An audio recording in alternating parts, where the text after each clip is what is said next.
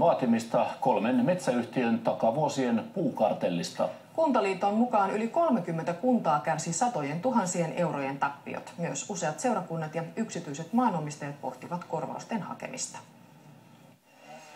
Raivaussahat soivat Leppävirran Särkiniemessä. Kunta myi aikoinaan metsää puukartelliin syyllistyneelle metsäyhtiölle yli 2,5 miljoonan euron arvosta.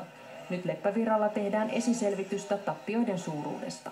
Tarkistetaan sitä meidän tapauksessa 250 000 noin 700 000 euroa riippuen, mikä se peruste sitten on.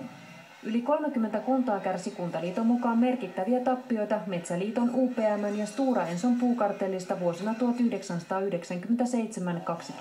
1997–2004. Kuntaliitto on nyt päättänyt avustaa kuntia vahingonkorvausvaateiden laatimisessa.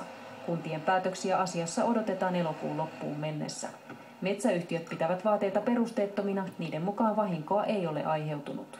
Mitkä seikat puoltaisivat kanteen nostamista? Nimenomaan tämä suuri taloudellinen menetys, että emme voi julkisyhteisönä hyväksyä sitä, että meidän veronmaksajamme kärsivät tämmöisen toiminnan seurauksena. Korvausvaateen voivat halutessaan nostaa myös useat seurakunnat ja 400 000 metsänomistajaa. Etujärjestö MTK suosittelee metsänomistajille puukartellin taloudellisten vaikutusten selvittämistä. Laukalainen Esko Vekki liittyi Suuri-Savotta-ryhmään hakeakseen korvauksia puukartellista.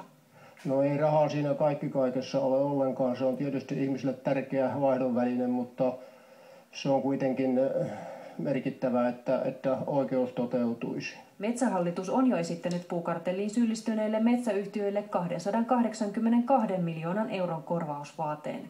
Jutun käsittely alkaa Helsingin käräjäoikeudessa ensi vuonna. Kaakonkulma